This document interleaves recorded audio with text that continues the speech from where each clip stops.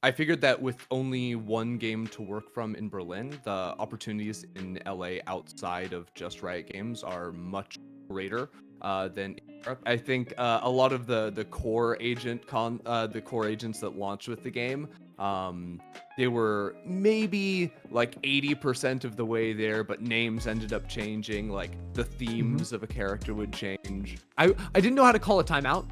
Um, like is it slash timeout? Do I press the timeout button? Like I didn't know any of the rules, which was just very funny.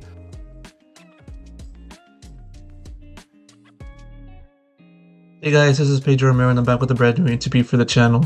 For this occasion, I talked to Ender. Many people recognize him as one of the many talented broadcast talents within League of Legends esports, but also in recent years, he's also been working within Valorant as well, given that he started out as initially a playtester of the game while doing his stuff in League of Legends. And from then on, he has become one of the most distinguished talents in the VCT EMEA scene in particular. That said, I hope you guys enjoy the video. Be sure to like, comment, and subscribe. Yeah, because you're still living in Los Angeles, right? Yeah. Okay, okay. And I guess you start then going over to like Berlin or like Germany later on, like next month or something like that. I actually no. Oh, really? Yeah, I'm is this the interview already? Yeah, let's do it. Yeah. Okay. Yeah, I decided to not just not do an intro. Just Perfect. yeah, That yeah. works. No, I guess announcement time. I'm actually I'm going to be staying in LA for 2024. Surprise, that's the plan. Yeah, because you spent a good amount of time living in LA before deciding to move back to Berlin and just returning to working LEC and juggling that with VCT. But what made the decision to just go back to LA exclusively for this next year? Honestly, a lot of things. Like, I think it's funny because did I did the same move before back in 2021 in the middle of the year, and it's basically all the same reasons last time. Um, like I I love living in Berlin, and I'm actually very sad to give up on that. Like, being able to just walk everywhere every single day. Like, I had amazing little cafes, great for all the good. Um, but ultimately, I think Riot's vision for 2024, similar to when I left the first time, was to keep casters a little bit more focused on one game as opposed to two. So I had the Europe basic focus on LEC or VCT. VCT would have been the focus had I stayed in Europe, but I figured that with only one game to work from in Berlin, the opportunities in LA outside of just Riot Games are much greater than in Europe, especially for like an American caster. Because I think you see a lot of people like Lore, for example, does so much amazing work in the French scene, not to Del, all that stuff. But in terms of like working in Europe outside of just like your global English broadcast, I think it's very difficult to extra work outside of that. So in LA, I've already done that whole song before. It's just here over here. Um, didn't realize that I said that. That's funny. But in terms of like what I can actually do outside of the Then by that sense, when you look back at in living in Berlin, you felt you weren't able to do as much because you talked about a little bit about being a little bit secluded from doing all of the other things that you want to pursue outside of just the Riot Games titles and stuff like that. So I guess by that metric, you weren't able to do as much over in Berlin, and now you see this as the prime opportunity to make that happen. So I think in 2023 I was able to do like, everything that I wanted to, like in terms of the regional broadcast leagues. Like I was on virtually every single LEC show. I was a main for EAV, primarily casting. I absolutely love, opposed to like just analyst escort. for the most part. So I think in terms of that, like I had a very busy year and I was totally happy. It's more that like projecting into 2024, if I am like doing primarily one league, then I wouldn't be able to do that, even if there wasn't like schedule overlap. So it would be more like, okay, if I can only do EMEA VCT, I also want to be doing like the like outside events, the off season events. I'd like stuff in other games as well, potentially. Like when I was here in LA the last time, casting for Omega Strikers, which fortunately down now, but that was such a fun game that I was working on. There's also a lot more opportunities to do like collabs, other creators, that sort of thing, and that's kind of the space that I'm really interested in, is make with a less of like a me personally streaming route, and more of like writing, producing. And it sort of brings about the question about you looking back at your experience again, still sticking with that about how you were able to juggle both League of Legends and Valorant titles for last year or this past year. It's about to be last year, in 2023, and how you were able to juggle that, and then moving that from the time in which you basically started working in Valorant and already working within League of Legends, so to speak.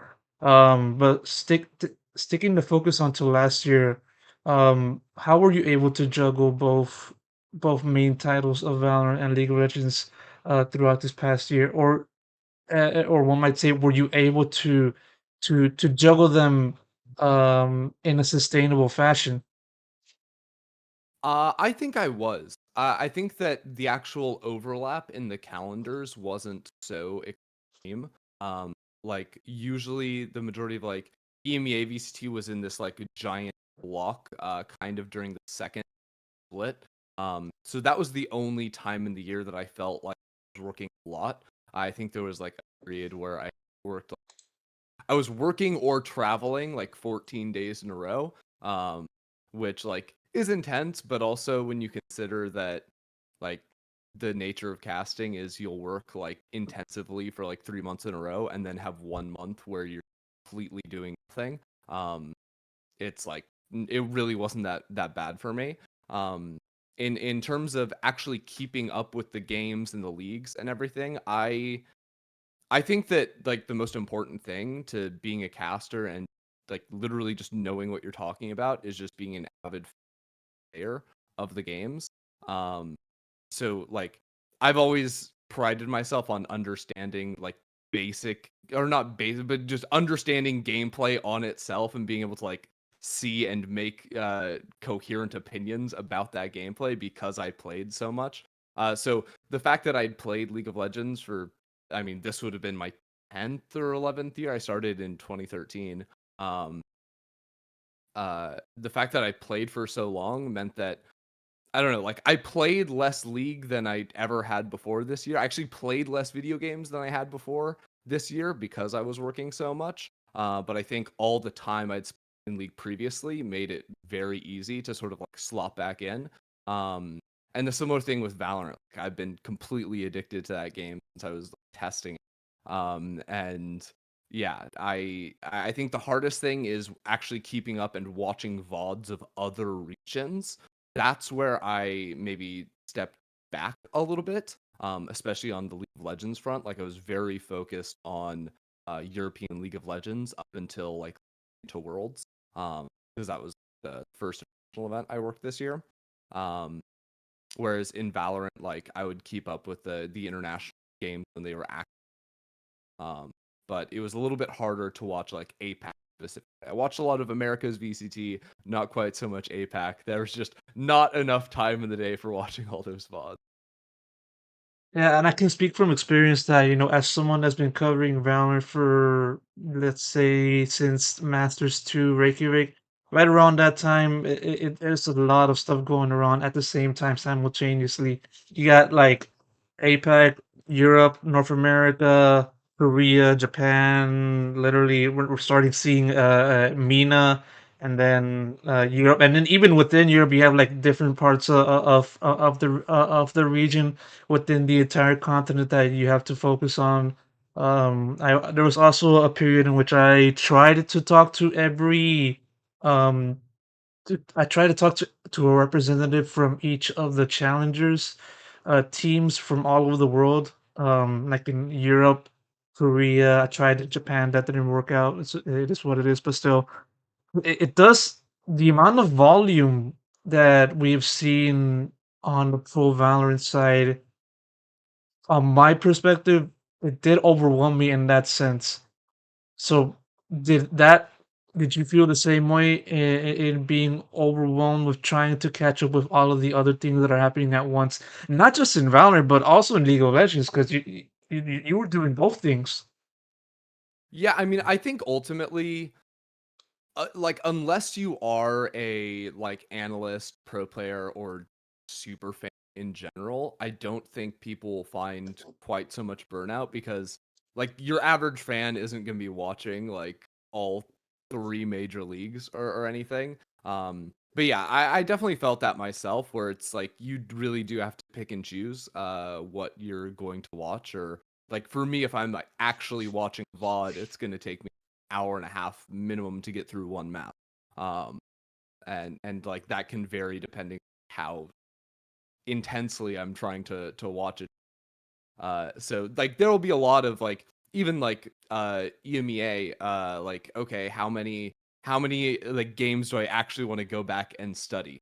Probably not all of them. There's just again not enough time in the day. So at least casting wise, you don't have to each week you're casting maybe like 2 or 4 teams Mhm, opposed to on the desk where you have to prep all 10 teams going into it. So I've personally found in my work that when I'm doing the analyst desk, that is way more mentally taxing and way more prep intensive mhm, than doing the caster. mhm. A little bit more hyper focus, a small amount of teams, you can then who you're casting.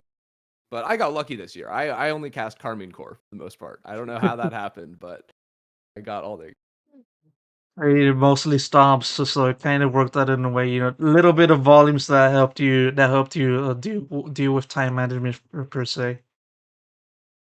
yeah, and I got the lucky the Navera forgot to buy round. Ah, That was yes, my yes. clip of the year, I think. Was it also the same? Was it at the same match in which Sideshow talked about? Like, I think it was against Team Liquid, or was it the same match of the Nevera no buy? I I feel like it might have been Team. I honestly don't know. Yeah, because I I think you're remember. right. Yeah, because I remember a clip from Sideshow that he was like talking about how a certain player threw a molly in such a bad way that Redguard, who was try to secure an area, glanced at that for a split second, and then he was like taken down as a result. It's I mean, it just speaks to the absolute Valorant that we saw from Carmine Core, Yeah. and yeah, No, uh, I think the sideshow Carmine Corp games were funny because obviously he had like the time you melons clip yeah. that was great. But then I started because I knew he was co-streaming all of the Carmine Corp games. I literally started just referencing him on cast nonstop. Um, which I don't know. I find funny because I think that I don't know. It's like a weird thing for casters to reference a co-stream. I think like not a lot of people do that, or like even reference Twitch chat. But that's just I don't know. That's sort of my thing. I like breaking the fourth wall sometimes. Uh, so yeah, whenever there was an opportunity to be like I don't know, like Sideshow's having his splattered egg moment right now. I thought because his brain was on the floor trying to understand what Carmine Corp were doing. I thought like stuff like that was always fun. Just knowing. think you were not the only one that was trying to n- that was like playing off of the whole Sideshow Carmine Core dynamic. I remember a segment during the season in EMEA, and I think it was Kakuka that made like a slideshow of Sideshow and like his whole commentary of Carmine Core. It was entertaining, and it was very very an interesting way to add a different dynamic onto the whole Carmine core story in this year. However bad it turned out to be for them competitive wise. Um, you mentioned a little bit in a few in a few answers before, like a few minutes ago, about how you worked as a playtester for Valorant, and it's an interesting dynamic because you mentioned this in one interview offhandedly, with Travis Gafford, and I think also with Yamato Cannon for a little bit, just for a few seconds. But for the sake of the history of Valorant, I want to know like the perspective of you as someone who has played tested the game in the early stages and how that differs from for for for for the present day. And so, to start Yeah. off timeline wise, when did you start play testing doing that kind of stuff?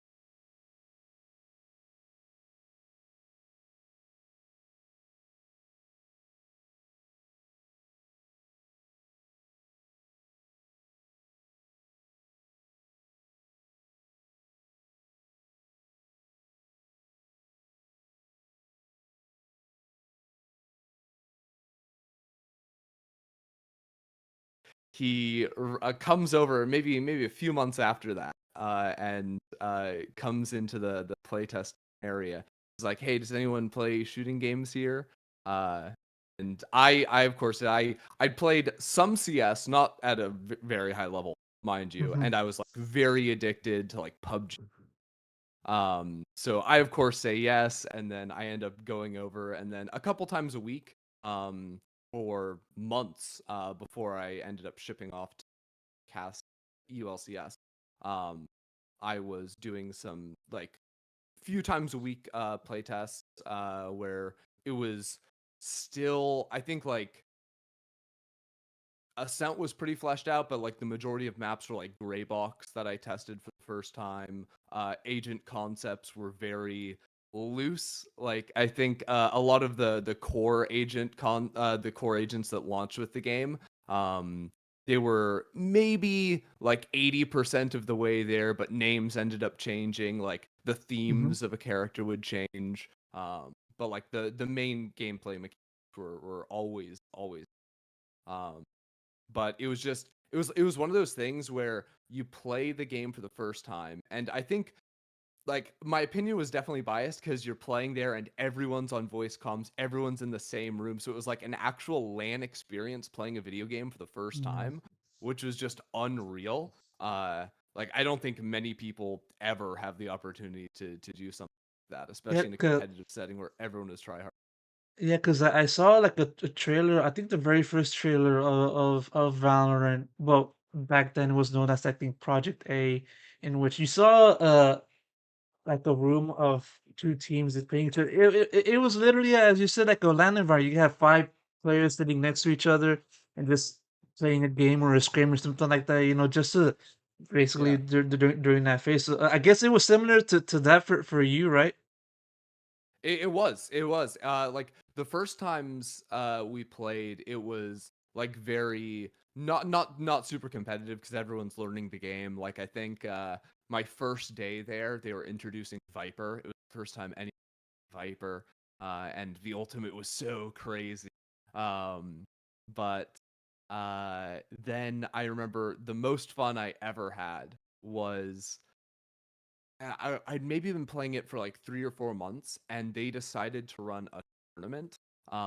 So you had like team captains sort of drafting teams, and then they made a bracket because they just wanted to see how does the game develop, how does it evolve in like a competitive environment where like Mhm. no one was really at the time learning lineups and stuff. But I still remember Riot Aphic, my old boss, he literally was like the only person that was putting in time on Sova to learn Sova lineups. Like he was the OG average Jonas.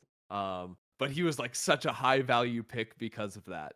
And it was just it was a very cool thing to see the game develop a lot in a very short time span. Um, and of course back then we thought we were good, and then after a week of open beta, like everyone just like leveled up so much that we were kind of left in the dust, I think. Which age rank did you main first during that time? I was a Jet only. Um, Hmm. Okay. literally just Jet. I loved her voice lines. And I just like characters that move fast. That's like the only thing I ever care about is mobility in games. So Jet was definitely that to me, and then my second would have been Omen back Mhm. because Mhm. and surprisingly that maintained for a long time. Up until now I play like and smokes sort of Mhm. fill anything but duelist. I've gone away from the Jet days. Yeah, because and comparing that game footage from those initial trailers, the Valorant, as it was known as Project A, compared to now, like, what were some of the biggest differences that you've seen when it comes to playing the game in those initial stages and nowadays? What kind of things changed the most for you, from your perspective? It's for sure the agents. So when I started playing, there were no agents that were like visually locked in. Cause like in a game development cycle, or even in like a live game development cycle, when you're creating League of Legends champions or Valorant agents, etc., like a lot of the times the gameplay will come before the final like artistic vision.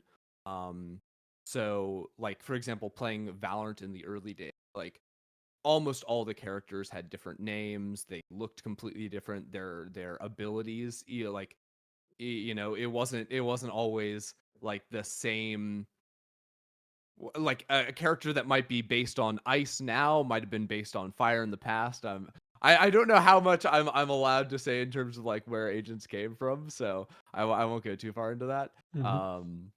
But literally just like 80% of the agents look or are completely sound different, play a little bit different. Like ultimates would switch pretty frequently between characters. Or you'd see like I'd see agents that were released in the last year, and I'd be like, oh, I remember that ability from that character that they canceled, or that character that has already released now but has a slightly different ability. Um, so it's just that changed the most. I think the maps were the thing that stayed the most like dead similar. Like I played Hmm. Ascent, Haven, Split, and Bind. Like those are the four maps that I played, and I think the only one that changed, like, I mean, mechanically, none of, or like the actual structure wise, none of them changed much. I think Bind was the only one that like looks like fairly different visual days.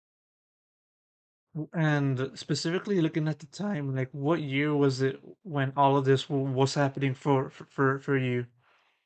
For me, it was 2018. I actually don't know how long the game was in development before that. But it was shortly. I joined the playtest team in 2017, about halfway through the year, and then I don't know if it was right at the end of 2017 or early 2018, but somewhere in there is when I started playing. And I guess like you mentioned a little bit about how you played a little bit of CS and FPS in general. I guess that experience in a way paved the way for you wanting to pursue work within this game right after it launched and started forming its own esports space. Would you say that's like where this whole thing started for you in Valorant? No, so I don't think it started before Valorant because I Mm, played CS. I played it a lot, but it was very casual, I guess. I never really thought about casting it or anything like that. It was literally the first night after I played Valorant. I was walking home and like I was walking home with like a group of the people that had just played the game, and we are mm, like talking about it because we're all so excited. And I already knew that I wanted to be a League of Legends caster, like, and that was it was 6 months after that I think that I ended up getting the job at EULCS. Um, but that was when I was like, that game was so fun. I enjoyed it so much, and also being in on it so early, like I have to cast this game. Um, because at that point, like League, I still enjoyed so much, but mm. you do a thing for 7 years, and it's like okay, I like to spice it up. Did you always envision yourself that you would always cast League of Legends before, outside of any other thing that might catch your interest? I mean the plan for a long time was to be a game designer. Like back when I was I don't know 11, 12 years old, I'd already had that idea, and I was super into single player role playing games. As a matter of fact, like I loved all the Elder Scrolls games. I was a huge Skyrim modder, so I used to make uh, world spaces, so like design the landscapes and all that, like big maps. I've got a couple things on the Steam Workshop, but that will remain hidden because now I look back on it, it's like, oh, that's cool, but wow, I was not very good. But no, I think that was the plan for a long time. And then when I started playing League of Legends, the I wanted to be a pro player if I could, because I was so invested in esports. I like back in 2016, I was like master tier. I was like, wow, I'm really good. I was top 500 or something, and then I was like, Mhm. but actually, I'm not that good.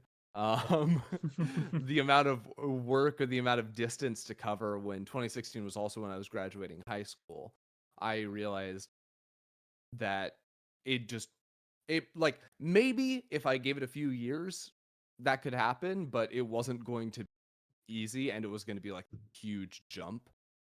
So instead I was playing in like the amateur scene at the and I decided to message a bunch of the organizers for tournaments that I had been playing in. Hey, do you want someone to cast? Uh, and then I just did a little bit of that and instantly kind of loved it. I think I also got like very good feedback early on. So like, oh wow, yeah, I remember watching you. You know what you're talking about. That's cool.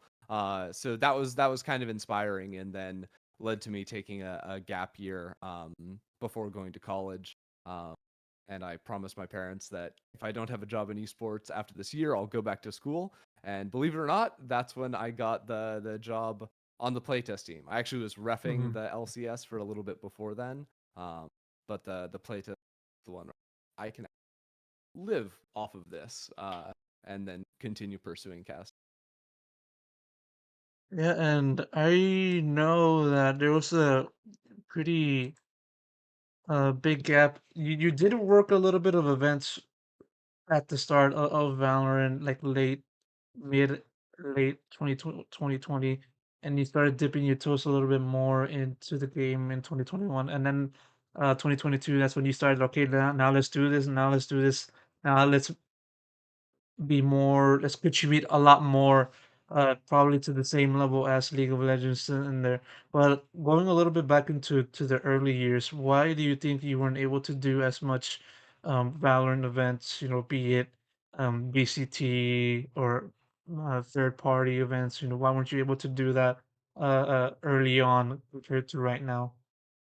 Well, I think that in the early days, and I've spoken about this in the past, I was under the impression that I thought it would be a lot easier to start doing some Valorant casting initially. Um, but ultimately, when it came to actual Riot events like stuff like First Strike, uh, that first year of 2021, uh, Riot had a similar stance to now, where it was a little bit more like caster.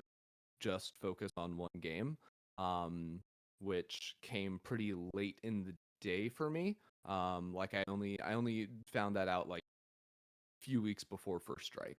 Um, so that caught me a little bit by surprise and was ultimately one of the big reasons why I came back to America.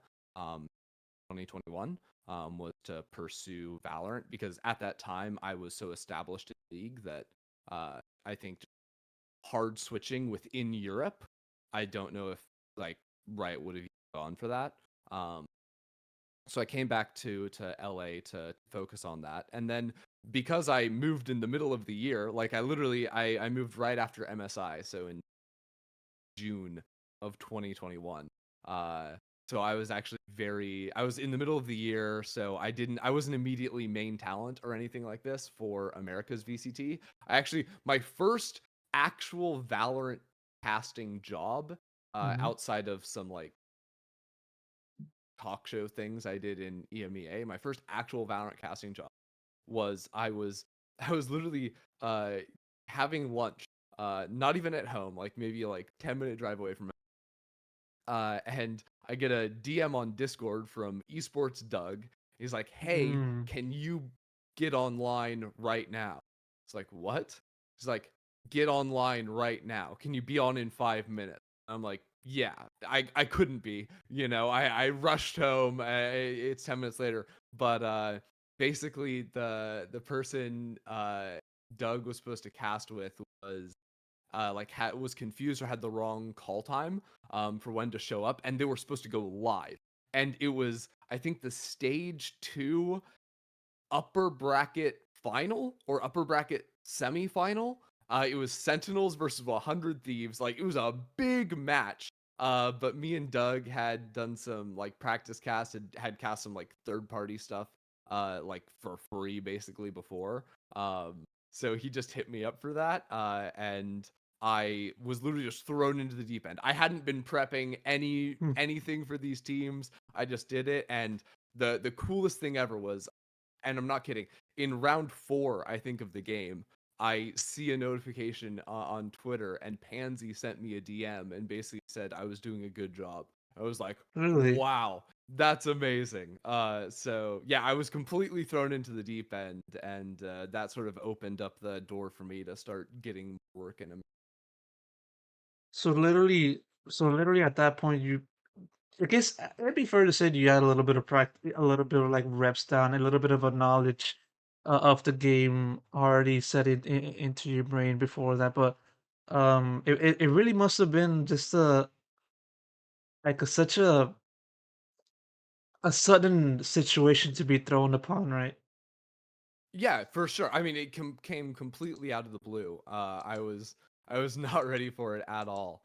Um, but ultimately, like, I don't know. I think that I'd been playing the game probably 8 hours um for months at that point, pretty much. And then I have my past years of casting in League of Legends.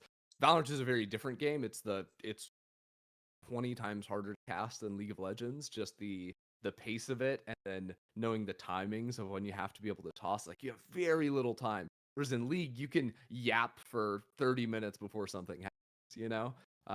So that was definitely a steep learning curve to get into. But I just watched a lot of Valorant casting, and I had very strong opinions on what I thought was good, what I thought was bad at the time. And I don't know. I felt like it was a really good game as well. So I don't know. I was absolutely blessed by getting a big game. I think it's actually really hard to start out casting and do it with like the bad teams or like sloppy games. That's where you get a little bit more exposed. But if you get a good game, you hype it up and you don't like lose your mind, you're probably gonna. It was basically like a trial by fire, but for some, the trial by fire might help them to a greater degree, but for the others, it might break them. But for you, it definitely happened for the better case, so to speak. I think so. Yeah, of course, and You mentioned about the little bit of a difference in trying to adjust from League of Legends to Valorant, and so many things can be looked at when it comes to trying to compare both games. First off, with the genre, with the genre in general, mobile versus FPS. But which aspects of that comparison made it difficult and also um uh, um an advantage for you in trying to adjust from your first game up until from your first game to this one. Hmm. I think the absolute hardest thing about Valorant, apart from the speed of, is that you are not working with perfect information. What the So in League of Legends, right, you have both teams, and the only unknown information is what the enemy team is doing in Fog of War. But you can suspect what a team knows based on the last time you saw someone or wards they have down, etc. And as a spectator, you're looking top down on the minimap and you can see everything that the in Valorant, because of audio primarily, you do not have perfect information. So a player might be on one team hearing the footsteps of the enemy team leaving a site, but if the observer wasn't directly on that player, you as a caster don't know the information that that player has. So casting the game, or at least I am constantly trying to clue into what I think the teams know. So it's like mental, like, I don't know, like Jenga puzzle or something, where you're trying to balance everything and understand what the But teams know, yes, knowing like the range of footsteps and things. Yeah. it's kind of like you're trying to play along as if you're in the game as well, like, right? Yeah, 100%. It's funny because you'll see those things and then you'll wonder, like, did they hear that? And then, because I also, the way I cast is not reactionary. I think it's very safe to cast, like, as you see a team do something, say, oh, they're doing this because of X, Y, and Z reason, like, and there's never anything wrong with that. But I am always trying to look forward. And I think that's definitely my League of Legends wiring. Because in Mhm. League, you can see a team fight happening like 30 seconds before it breaks out. You know, dragon spawning, you know that this player has setup here, they have the lane priority, etc., etc. So as a caster, as a color caster, your job is literally to be like, hey, a team fight's coming in 30 seconds. This team is favored because of these reasons. This is the key ability you need to watch for. All right, here it comes. Mhm. Uh, in Valorant, I also try to do similar things. So based on, the timing, I see a Sova dart go out from the other team. It's like, okay, now this team has 40 seconds to make a move. Um, I'm always looking for those things to precede it. But I'll take gambles and I'll assume a team knows something that maybe they don't. Mhm. And then maybe I'll look a little bit, but that's just like my style, and that's the way I like to do it. And I think it is a little bit more inspired by, I guess. And then you also have to add in you also have to factor in other dimensions that makes it, for my opinion, even difficult to cast games in Valorant. Because okay, you have to measure so many things that a team is wanting to do, and what they're about to do, and how they're going to do it, and what the results of their acts will happen for the latter stages of a round. You got to do that basically for at least 20 rounds a game, or 20 rounds a map, for two maps a series. And then in a way it's sort of like you gotta make a story 40 different times within the series. So to me that kind of makes it much more harder to cast Valorant as opposed to League of Legends, right?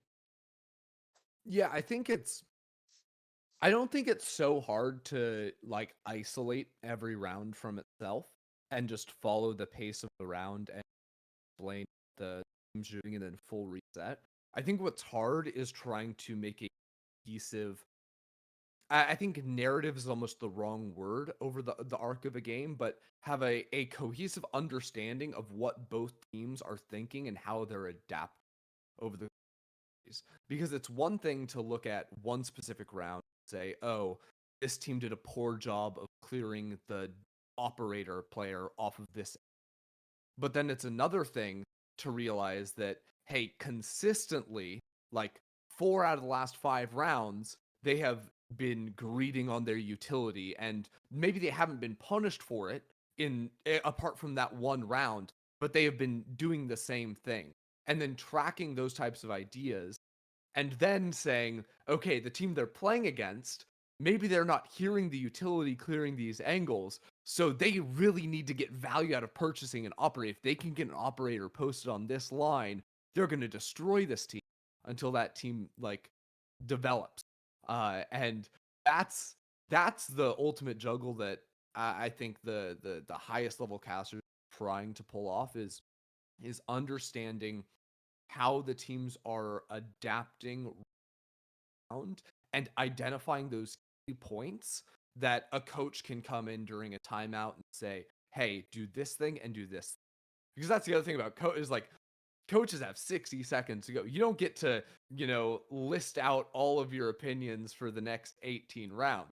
You get to tell your team maybe like one or two, maybe three key things that you want them to focus on. So I think as a caster, trying to identify those is really helpful, especially for a viewer trying really. It really does make it such a deeper game to assess. Talking about Valorant, right? Just makes it a lot more harder to, a lot more difficult, and a lot more comprehensive to try to understand. At on a caster's perspective, and also what might say an analyst perspective too, because you also worked a bit on the analyst desk as well. Yeah, and I'll be doing a lot more less desk going in. But sorry, what was the question again? No, it's just a me like a statement. It wasn't really a question, just Oh, sort okay. of giving my thoughts on that. Well, you mentioned analytics, so I want to ask, and you also gave a little bit of words on, working in analyst desk, and how that's been difficult. What makes it much more difficult going into that on that side? It's literally just the amount of work you have to do before the because casters typically, especially in Valorant, will come in on one day and they cast a single. So that's two teams, and all of their work, or like 80% of the work, I would say, is done in the studio on that day in terms of casting. So it's much more of an improvisational role, I guess you could say, where you have to understand the game well enough and be flexible enough to talk about it as it. The analyst desk has to, say, in a day, prep for 2 series. So in terms of watching VODs, you have to watch twice in theory. But also you are coming in, there's like a whole prep day early in the week where you're basically writing the show. You have to know what you talk about. Um, it's a much more artificial piece of the show, I guess, because production has all the moving parts of this is when they're gonna play the video package to highlight tens, and then the stat screen comes up. So you're much more limited in what you can do, and it's much more of a coordinated effort between the analyst desk, or like the host, the analyst, and the production. So because of that, it's also difficult on the day because of if you're running low on time or anything, you have to maybe give up a little bit of your time, or you have to delete a point that you wanted to make, or maybe you have to add in, you have to fluff up a little bit more time. So it's just a little bit more of more moving pieces, makes it more difficult. Gives you less freedom than when you're on cast. Because when you're on cast, that is 45 minutes It's you and one other person, and you get to do whatever you want. And I enjoy doing both, and I want to do a healthy mix of the two. Mhm. I will always lean towards almost fully in the segment. That's more. Well, for sure, because I talked to plenty of other casters so far in my time of covering Valorant, and their words reverberate that or echo that of yours. And just like they're able to be in a position where they could just basically be themselves while also trying to explain the game to the viewers and also to the viewers of various levels in terms of knowledge in the game and that stuff. Um, going a little bit about going a little bit deeper into your work this year in Valorant for this year, and you've been able to not just work on the analyst stats, but you've also been able to work with various other different partners on the casting spectrum. I could just list them out for this. I mean, you mostly been working with X Warrior, Days that you Zach, a little bit with Mimi in the recent Game Changers Championships. Um, diving into that casting side of your work, how have you been able to adapt in working with different casting partners throughout this entire year?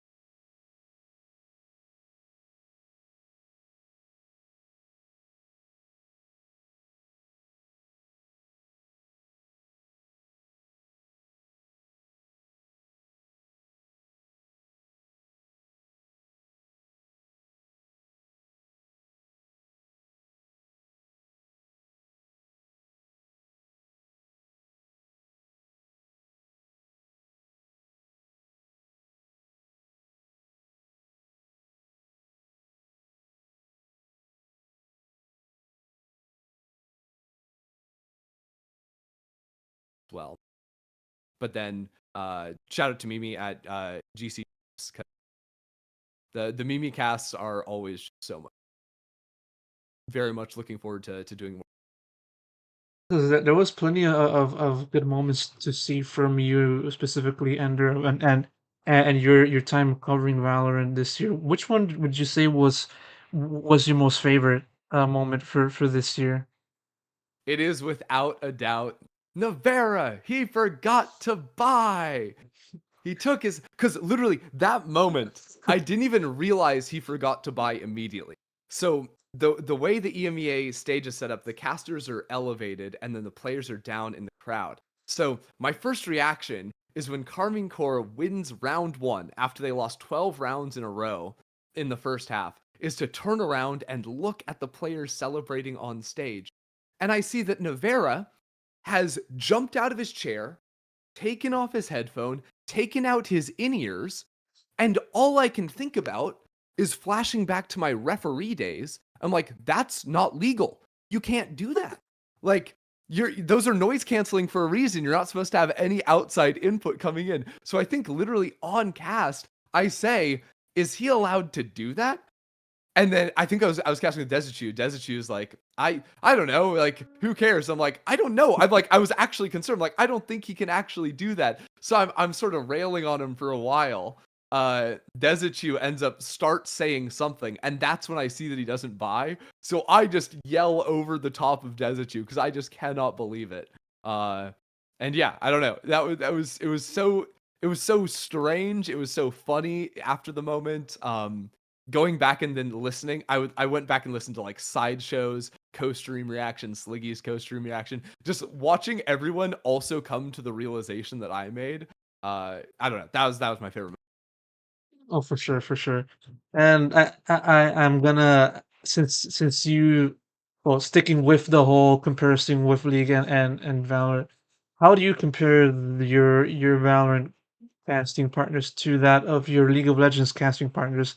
If there's a way in which you're able to compare each of the cast, each of your colleagues from both games together, how would you do that? Uh, it's a good question. Um, I think that in League of Legends, especially, there's a lot of like the really hype booming voice casters. So like you'd be like just finding someone that can match like a medic, for example, in a grand final, some Captain Flowers, um, or Dracos in the speed of his play by those things. Like it's hard to like find the one-to-one comparison. I also don't think you necessarily want that in terms of Valorant. Hmm. Um, like Pansy has the most epic voice, I would say. But even then, like she uses it in uh moderation, I think, because when there's a hype thing happening every 1 minute 40 seconds, you just naturally the game just naturally lends itself to a more conversational tone with like quick spikes as opposed to, the constant build of a League of Legends game. But yeah, I mean, I don't know. I think that like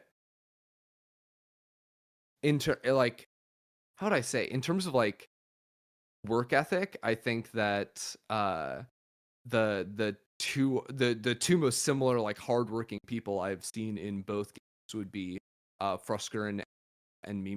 Um Literally like the amount of studying the game, talking to pros, building out desk. Frosker and just the absolute pro at doing that.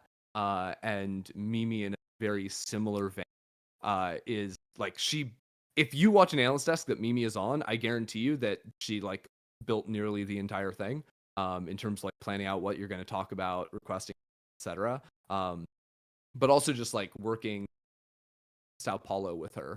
Like every morning we would just go watch a couple of VODs of the teams, review our cast from the previous night, talk about, the few story points we wanted to hit. So I don't know. I think like work ethic wise, I would definitely I definitely see the two both.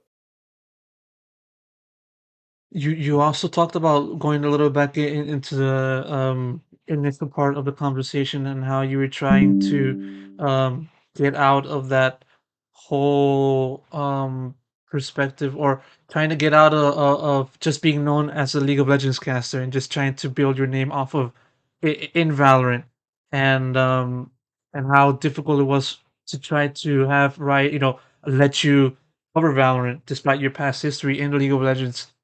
Specifically, how difficult was it for you to get into Valorant, and try to get away from just being known as someone that covered League of Legends for the majority part of your career? So I think if timings had been different, like if I had left Europe and come 2020, I don't think it would have been so hard. I think a lot of it was due to the like not full certainty that I'd like have a track record coming from an title. Most Valorant casters, Overwatch, CS, pub space. Um, so I think that was the main hurdle for me in terms of working in America. I think if I had come back immediately, it wouldn't have taken so long necessarily because like most casting contracts right at the top. Uh, but even then, like I still got to do like in that year I did like APAC LCQ. I ended up traveling back to Europe, and I believe I did the EMEA Ascension tournament or whatever the one was back then. That might have been 2022. I don't quite remember. Um, but I still got the chance to do some work in the scene. I think it was honestly mostly. Mhm, mhm. And comparing that with working in 2022 and 2023 in volume wise, as you said, you were working in APAC LCQ. I think that was 2021. Obviously, That was fun. yeah, and 2022, you were also able to spread out and not just cover in one region, from EMEA and North America, and a little bit of the regional league as well, in 2022. And then for this year, you mostly been that or mostly been in EMEA and EMEA only. Um, how has been the difference in working from such a vast perspective, such a vast field in previous years, so now just focusing on one specific region for this year? It's it's nice and it's not. Like I really enjoy challenging myself and doing a lot of different things. Like whenever I fall into the same rhythm, same event, or being in the same place for too long, like I get anxious. I need to go do something. Um, so in that sense, I really liked living path, getting to travel to Europe, and I hope that in 2024 I can do things, etc. We'll see. I don't know. Um, but at the same time, like dedicating yourself to a league, just that there's more like vertical. So I got the League of Legends World Championship. I had not done since 2020 because I hadn't worked on a real league. I got to do Game Changers Championship this year, which is still my favorite event of all time. Berlin last year, Sao Paulo this year. It is so. I think in that sense, being more focused on league on region will help because ultimately I want to be able to go to international events in Valorant, especially whether that's on the desk, whether that's cast, a little bit of both. Um, that's my hope and goal for 2024. Hopefully by being in, because if that doesn't work out for 4, maybe it happens 5, who knows? We'll have to wait. Interesting that you brought up the fact that GDC Championship was your favorite. I mean, of course, your favorite event to work on of all time, and of course, you mentioned that it's because of the fact that you were actually able to cover an international event, in person. What about besides that made it that up there for you in terms of working events? So I would say last year in Berlin was my favorite. First of all, getting to go back to Berlin and like fall back in love with the city. Like that event is one of the main things that convinced me to move back. Not gonna lie. I also because I'm good friends with Mimi, like going around and showing her the city as well. Going to like all my favorite old cafes was a time. But the event itself, I think partly because it's like it's the only international event in the Game Changer scene. Like there's just so much writing on it. So these players have worked the entire year. So like obviously getting the trophy itself is such a big deal, but then the players themselves are so willing to like I don't know, be personable, do content, have fun in interviews, in mic checks. Like the amount of fun content that came out of that event just clears worlds, MSI, masters, champions. Like I don't know, like those events take themselves seriously, and Game Changers takes itself very seriously. But players, I don't know, it just seems like they literally have more fun and are more open to doing things, and also like talking to talent. Like because like we're all staying in a similar place, like it would be very normal to after a day working like go up and talk to Cloud9 White and ask them how they were doing, learn a little bit behind the scenes, like what's going on. And then you see the teams out on stage, and Festival from Fennel has like the rolling hands, which is so much fun. I don't know. Like I just absolutely love it. The talent too. It was not your typical like masters or champion crew as well. So like I think last year in Berlin was Van Silly's first event. He was casting with Potter, which is such a cool duo to see. So you'd have a lot of people coming in that maybe weren't full-time casting. So it was also just it was more fun, relaxed behind the scenes too, because there wasn't I don't know, like the friendly colleague rivalry, I guess, of like you want to outdo the other people to get the better placement or whatnot. Like everyone was just kind of there to.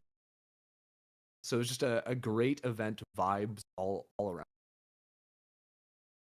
Which team was your favorite interaction to in talking with, for that event? You mentioned Festival of Fano and then Cloud9 White, but were they like your favorite interaction? So I never spoke to Fennel. I was too shy. Um, I was actually very sad when uh uh none of the players actually qualified, and they were losing to uh East Asia qualifier, I believe it was, because two qualifiers to go this year. Because I've actually been studying Japanese for pretty intensely for a year now, so I was very excited to try and use that, but unfortunately it was not meant to be. Um, no, I would say probably Cloud9 Night was the most fun to talk to, and they were also just like very talkative. I think a lot of the guild players that year, G2, I mean even like Shopify from last year as well, like not everyone on the teams was always like coming out to talk to people, but I don't know, it was like a lot of the players are just like hanging out in the lobby and down to chat a little bit about the games, which was also fun. I also got to like grill Potter on Valorant, which was great too. So Huh. I don't think you'll be able to grill Potter anymore for this year because he's been able to just win the whole thing, just become such a great coach in this for this year with EG. it's Um, unfair. She's like the best coach, she's the best caster. It's really not cool. She needs to chill, okay? I mean, we'll see what happens for next year with Potter and EG. But taking still focusing on GC, you made it a point to cover in Game Changers and the Game Changer scene from around 2021 up until now. And as someone that's been covering Game Changers for that same amount of time, I want to know like what made you want to cover that scene in particular on top of just doing regular VCT and tier two events. I mean honestly, I like most of my like actual friends in the like esports scene are women. I don't know, like I heard about their experiences, like even just like playing games casually growing up, and everything. So I don't know, like it was one of those things that like as a young kid I didn't really give much thought, but um being exposed to like people that have gone through like really bad experiences, been completely discouraged from competing. It really clicked with me to be a great mission. What would you even call it? A great scene. And then more recently, my sister has also started competing. So I like to support that any way I can. It also meant that I got to cast EMEA. Like that was sort of our first time getting to cast together was through the Game Changer scene. Because both of us were pretty much full-time analysts in the VCT circuit. Okay, we really want to cast together. They gave us a chance with Game Changers. Hope we did a good job. I think we did. Yeah, I hope we get to do more in the future. But really, I just have fallen in love with the scene as I get to know more and more people that compete there, follow there, coach there, are even just like the staple cast of the Game Changer scene as well. You just can see the amount of good work doing positive. Yeah, I remember that there was a little bit of news about, your sister competing in it was in GC, right? In Mm-hmm. GC? Yeah. Yeah, I I can't. actually it was funny because right before or during Berlin game last year was when she actually the entire reason that she found a team is because I got invited. They were Riot was putting together some kind of like game changer panel and meet and greet evening in Los Angeles. And because I'd been casting Game Changers, they sent me an invite and I got a +1. And I just kind of asked my sister casually, like, hey, do you want to like go to this thing? It might be cool. It might be silly. I really don't know. I'd never been to anything like that. Mhm. And I ended up taking her and we chatted there. Like obviously like I think like Sapphire was a speaker, a bunch of women in different positions like in esports talking there, but also like there was like some pro players there or some like collegiate like club organizers, that sort of thing. And we actually met uh, Ash and Derek, who had a team. And they were casually like, "Hey, do you IGL?" And my sister was like, "Yeah, I can IGL." And literally got a trial because of that evening. And that ended up literally turning into her first team, the team she still plays on, um, and the team I now coach. So there you go. Oh yeah, of course. Teddy Tactics, your first foray into coaching Valorant. We'll get into that in a little bit. But still, I want to cover a little bit about game changers. You mentioned that you mentioned a little bit when it came to you um deciding to get into game changers about how you've been exposed to various difficulties concerning like women's players. If you're able to like, what exactly were those difficulties that you um talked about or that you've seen? Yeah, I mean, so I'll preface this by saying, obviously, these are things I have heard or been told about. So obviously, everyone's experience is going to be different, but it is like the number one thing for like uh any woman or person of a non-binary gender is like the amount of harassment you get when you're just casually, it's just literally not okay. From like the first time I was like consistently exposed to it, because it's one of those things that I think a lot of people have seen offhandedly. But it varies depending on the game you play. So like League of Legends, like without voice chat, it's maybe a little bit harder to, or it's obviously toxic. But it's easier to turn a blind eye to, I think. And then in Valorant, like seeing harassment, how her voice sounds, or just for any that awful. Um, and then you imagine like what it was, especially like in the older days of where team house were very consistent. Even if you're like I don't know. It's a bit of a boys' club. I think it's like literally hard to make it onto a professional team.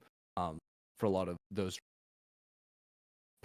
conceived biases or just people being weird about it. But yeah, I'd known people that had worked in game pro members or coaches, etc. That just at best awkward experiences and at worst like a not okay experience. So I think that literally game Changer meant to be a safe space. Riot's talked about it where it's not an end goal, but it's a safe space to sort of launch a career.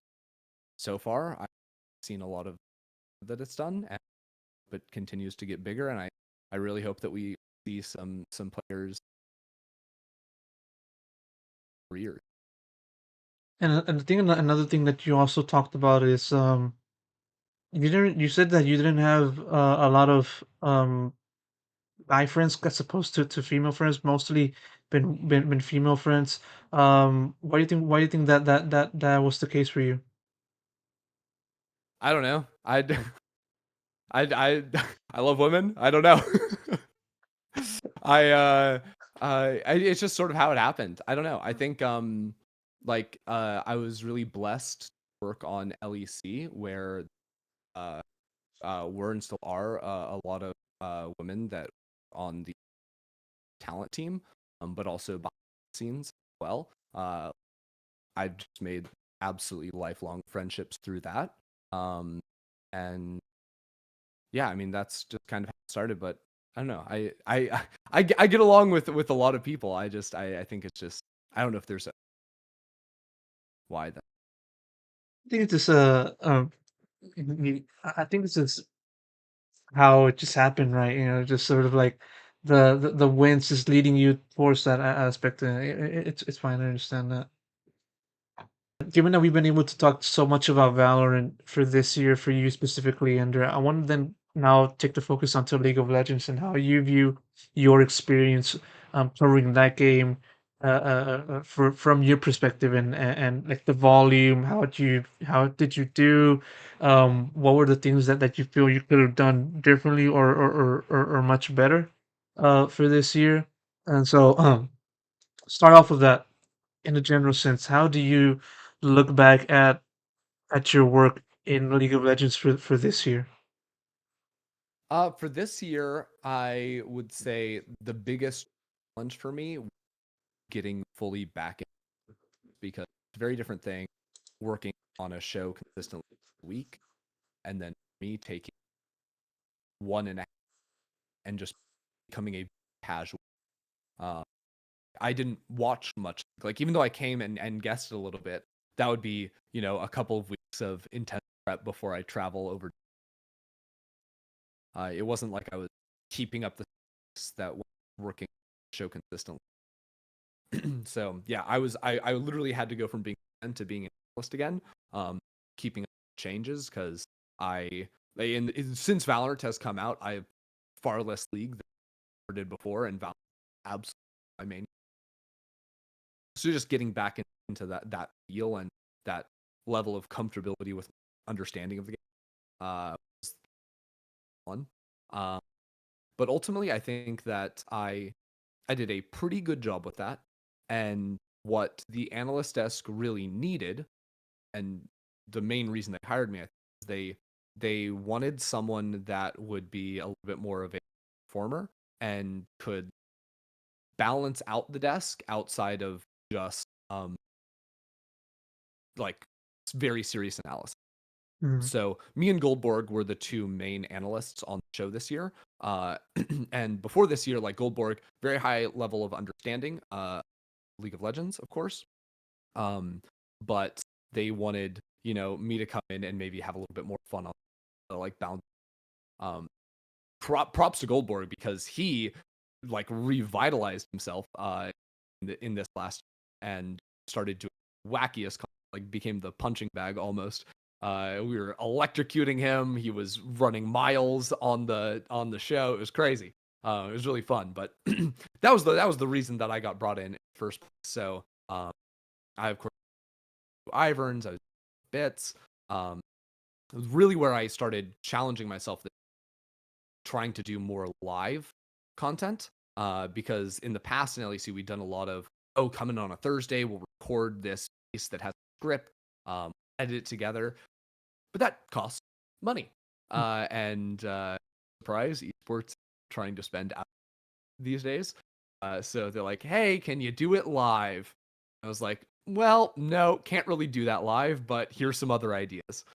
So I did a bunch of live stuff. I really was trying to do a lot of improvised stuff this year, like fully Mhm. unscripted. So like one of my favorite ones was the Hansama Just Banned Raven segment I did, where I told my producers to make me a PowerPoint presentation and to not tell me what was on it. And then I went up on the stage and had to improvise a talk, which was fun. But then also we did like the PGL with Broken Blade, where we did like a late night show type of thing. So I interviewed him, which I don't really interview people, but I interviewed him. And then we did this bit where he played the role of the top father. Then different people came to him with his problems, and I acted as kind of his translator. That was completely improvised. We actually messed up. We were supposed to tell him what he was doing. He didn't even know that was he was supposed to be acting or doing anything. So that was very fun, and I think that's where that's probably the area I grew most is trying to do actual live So just fun live, chaotic so work. just live, so it's just live variety, just fun content. That was the main points for you to work on, right, for this year. Yeah, I did that, and then also I was very proud of. Well, first of all, I was very excited to do a in stadium event for the because because of COVID, my last actual in person like venue with 1,000 fans was 2019 summer. So it had been full years since doing that. So getting to see a French crowd for the first time, incredible. But I also the other thing I was doing, I was trying to level up my storytelling, sort of like hype going into the big game. So I gave this, I think it was a killer speech right before the actual final itself, where I hyped up the Caps mid lane matchup, the matchup that's defined the 2020s or something. They're always facing off some nonsense like that. But I thought I did it was mostly I wrote it like I had the idea in rehearsal to do some kind of minute long speech right before the toss to the opening, but I hadn't written it for it, and then I wrote it 30 minutes show and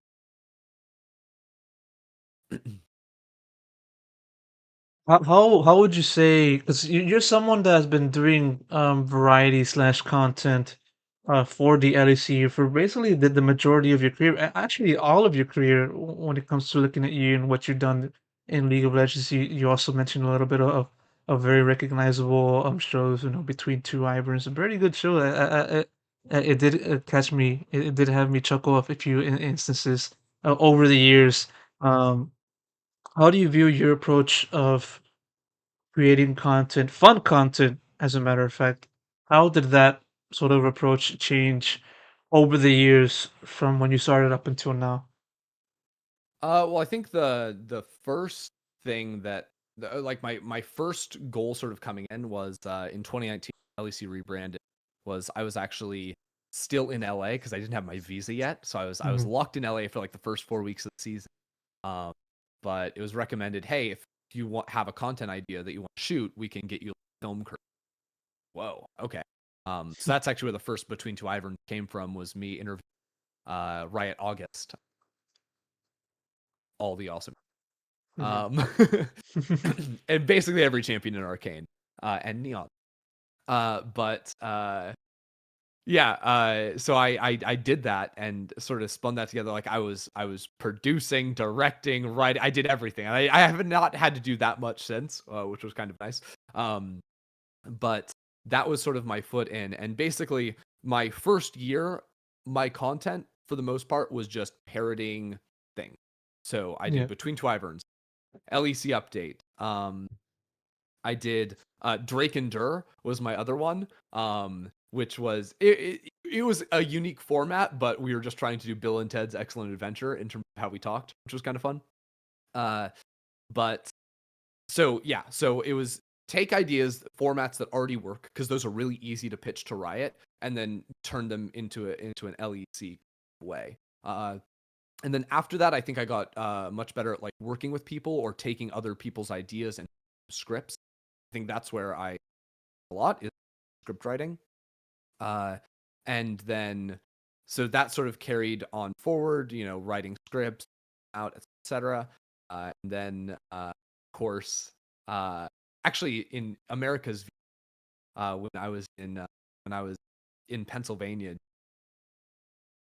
too, me and Mimi wrote some and actually like filmed them because we didn't have a crew on the ground to make video. Like, she had a camera. We filmed it. It's like the worst home movie quality ever. We did one that was therapy for an NA fan, where I am her therapist, and we did another one that was the EG press conference, which was like if Steve Jobs was in charge of EG and trying to sell you his team, basically, and doing like a big keynote speech.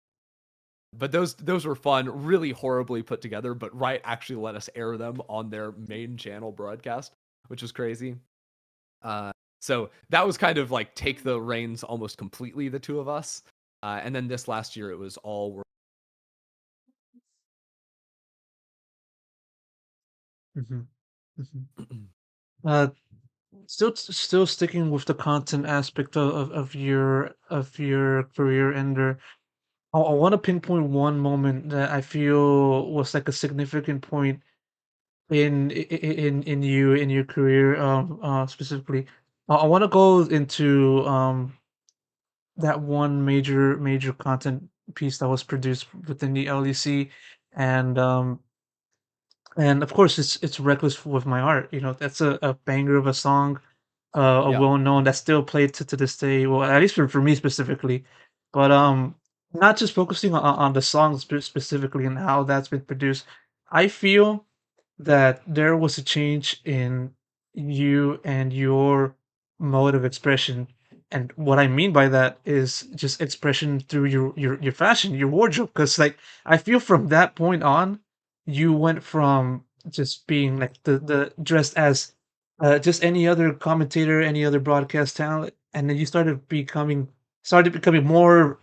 more freedom with your fashion and just having to just do it in the tone of like, okay, fuck it, I'm just gonna do whatever I want, and I'm gonna dress however I want. Do you agree in the sense that that was around that time was when you started making that switch of just being more, um, just more free in just dressing how you want, and also like in your personality wise? If so, yeah, can you elaborate on that? If not, then it's hmm what moment in time was it when you then made that shift? So I wouldn't say that was like an inspiration or a personal turning point in my fashion sense. Um, I I think I've always in my career, outside of like 2018, we don't talk about 2018. I was trying to fit in. Um, I've been trying to push the envelope, I guess, in terms of what fashion looks like broadcast.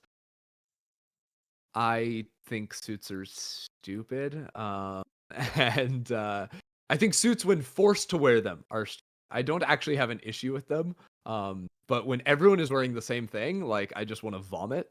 Um, and also, I just hated how I looked. It's like when I joined the LEC, I was 19 years old. Like all the suits were, I was super skinny. Like every suit was too big for me. So it just looked like I was wearing my dad's clothes. Is how I saw it. So I just really hated that. And Mhm. that's why in 2019, the start of there, that's when I started wearing. Um, I mean, I think the fits are atrocious looking back on them now, but like we LEC got a stylist, and what I was allowed to ask for was like, okay, can I wear a non-button-up shirt underneath my jacket? That was allowed. So in spring split, you would see me wearing like sweaters underneath the jacket, which is terrible. But that was like one of the first times I think anyone was not wearing a button-up shirt, or Yeah. when a man was not wearing a button-up shirt on the broadcast. And then that transitioned into the bomber jacket phase, which I find funny. I actually don't know how many people nowadays would associate me with bomber jackets, because I wear so many things. But if you'd asked in 2019 or 2020, even 2021, like what my bomber, and the origin of that was literally, I again went to the stylist and like, hey, can I wear jackets that aren't suit jackets? We'll still dress them up, whatever. And she's like, oh, what's an example of one? I said a bomber jacket. She's like, oh, okay, cool. And then she bought me like 20 bombers, which I was like, what are Hey, you hey, doing? What are you it's doing? like in a way it's like a Oh, 1000 sorry, I just IQ unplugged move my because headset. like 1 second. oh, it's all good. Go Yeah, ahead. it's like a 1000 IQ move. Like you just get free wardrobe, but besides that, But nobody needs 20 bomber jackets. Like, and like half of them, it was like red, darker red, blue, light blue, black, gray, charcoal. It was just it was a rainbow of bomber jackets. And I couldn't believe it because that was my vision was not, I want to wear a bomber jacket every day. It was like, can I wear, other types of overcoats, like, anyways. So literally because of that, I only had bomber jackets to wear, which was different. I was glad that it wasn't the same thing everyone was wearing, but that was a whole thing on its own. Um, but also I think that's around the time where I was getting more interest in fashion in general. And it was okay. Can I put together probably like smart casual is how you describe it, in terms of what I was wearing then. But then I got really into like darker colors. So I was like, I started wearing like a lot more black. I had like my Sith Lord outfits, which was like the first entryway for me, I would say. I actually saw one of the or a couple of the outfits that Lothar first wore at First Strike. He was wearing things that back then that was like, oh, that's kind of what I want to that's the direction I want to go. I don't know if that's where I want to finish, but that's like the direction. So in terms of like seeing someone on an esports broadcast, that was like one of the first times I was like, yes, that's good. I want Mhm. to do something. And then I mean in the last really expanded of that, I would say, where back then it was I knew I wanted to look different. I wanted to wear black and I wanted it to not be like a button up suit jacket sort of deal. Mhm. But now I just actually love looking at like design. So like Yoji Yamamoto, and Mulumi, that sort of style where it's like more gothic, drapey, black clothes. They don't play so well on uh broadcast cameras because it just turns into like black glob and you can't really see a lot of the detailing in it. Um, but that's a lot of the stuff that I'd like to, or not actually wear because it's insanely expensive. But that's like the the visual of the clothes I'd like to wear. Quite a bit of Japanese influence you have right there, because you mentioned you've been learning Japanese language and then also taking in some inspiration of Japanese wardrobe. A lot of influence, right, when it comes to East Asian Japanese culture, right? Yeah, it's true. I I think I was it was actually very cool because in high school basically my best friend was uh uh had a Japanese father, Korean mother. Um so I like he just a lot or like showed me that world like and that sort of thing. Uh but I wouldn't say I was like I was super into I'm still not really that in for example the um but uh I don't know. I started reading a lot of Japanese literature in the past year and a half, 2 years, especially Miko Kawakami. It was fantastic. Sayaka Murata as well was very good. Yogo Ogawa. Um, So I basically just I got this idea in my head that I would love to be able to read a book. And also when I read, like, I get inspired to go places.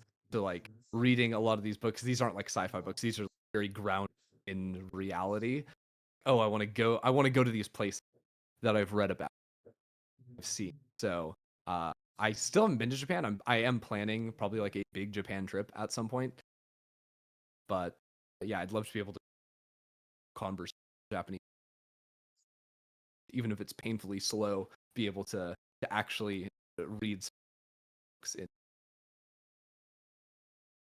And I've also seen a tweet of yours in which you've been reading quite a lot of Asian literature. One tweet in which you were listing out, you had like a stack of books, and you differentiated on which ones that you've been reading and which ones you've been not. And Mhm. yeah, you've been well, you've been trying to be more well versed in Japanese and Asian culture, literature, and stuff like that. It's quite a an interesting thing to look at outside of just your League of Legends esports career in general. Um, what is one thing about looking at Japanese East Asian culture that caught your attention outside of just the things that you've been talking about as of now? I think it was mostly just it felt almost like a new world that I unlocked. Like you're in a MMORPG and it's like there's a region locked world that you don't really know anything about, and then you level up and then you can go learn about it. Um, just because I don't know, like American history classes very to wasn't history. I lived in California, so I also learned a lot about like Mayan, Aztec, but I don't know. I just never really learned much about it. Um, and then I just it felt like culturally there's so many differences that learning about those and learning about how other people are around the world is just fascinating to me. Um, like I think the book that first got me interested uh was Logan by James Lavelle, which I mean it describes sort of the path of like an actual person, even though it's like fictionalized or based like in the 700s. Gosh, maybe late 1600s. Basically, an English sailor shipwrecks off the coast and then staying at a time it's like right before a big war breaks out. Um, but it was very cool to sort of like see someone's POV, like land in Japan, not speak Japanese, slowly learn it over the course of 1200. It's ridiculous. And it was just wow, this felt so different, and it was written by I don't know what part of uh the UK he was from. Um, but yeah, I don't know. It was like interesting to see that, and then I was like, okay, I want to like read more books like written by actual Japanese authors, see what the experience. So I've read like stuff like modern stuff, things from early era. But yeah, I just found that very interesting. And I once I read one author's work, I like to read a lot of their stuff. So I've read everything Miyakawa's ever written, Sayaka Murata as well. Yeah, I just go all in on specific authors. A couple of years ago, I got introduced to the Three Body Problem, which is still the best sci-fi book I've ever read. And had I read that before, I uh read like Shogun and started reading Japanese literature, I probably would by now, so I could read Three Body Problem. Um, So yeah, it's literally just when I read something, I want to be able to read it in the original language. That is such a motivator. Oh yeah, man. It's so cool to have a lot of time to read and just enjoy all that stuff. As someone that's been covering esports basically every day, I've not been able to get as much reading time down. But yeah, very very interesting Yeah. recommendations that you've interested there. I've read 65 books this year. That's my end count according to my phone. So And you even have everything recorded on your phone. Oof, that just makes it another. It makes it even more impressive. Your organization and your vast reading quality, so to speak, Ender. Bringing on the focus back onto your fashion. Would it be fair to say then that you becoming the sort of person that you are right now, fashion wise, and how you present yourself, would you say that's the main reason why you were seen as the biggest inspiration behind the creation of Hwei as the new champion for the game, League of Legends? so for clarity, I don't think I'm actually the inspiration for Hwei. I mean, it's But close.